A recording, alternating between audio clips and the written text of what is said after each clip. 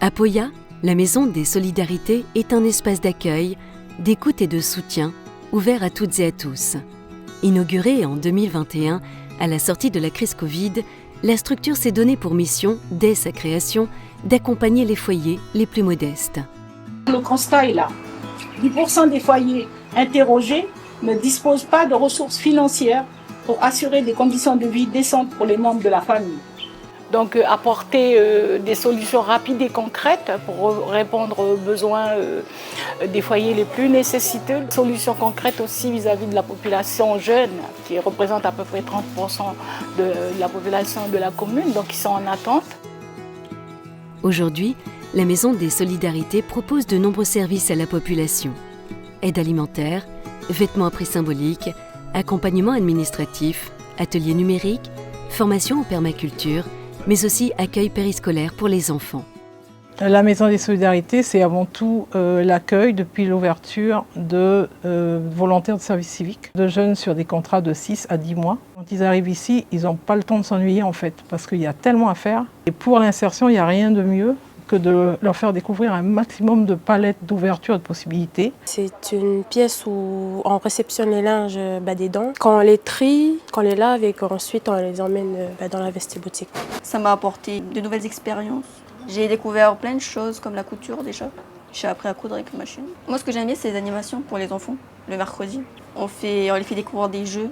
On a plus de 77 jeux ici. Alors là, on a aussi une bibliothèque où il y a des personnes qui peuvent emmener leurs livres, qui peuvent venir également les lire. On en a à peu près pour 200 livres, côté adulte et côté enfant. Et on a le jardin.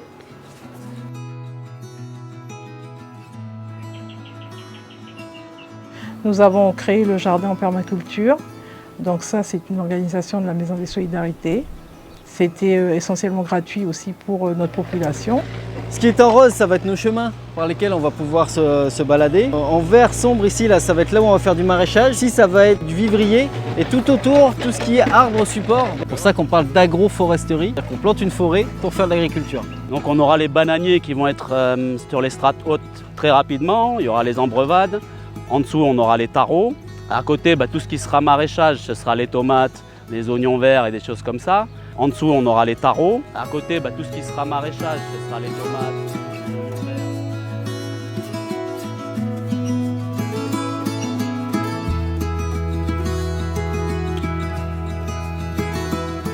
Depuis qu'on a eu les restrictions et tout ça, on ne pouvait pas trop arroser. Du coup, on n'a pas utilisé les arrosages, mais c'est grâce à les paillages qu'on a fait autour des arbres et puis des plantes.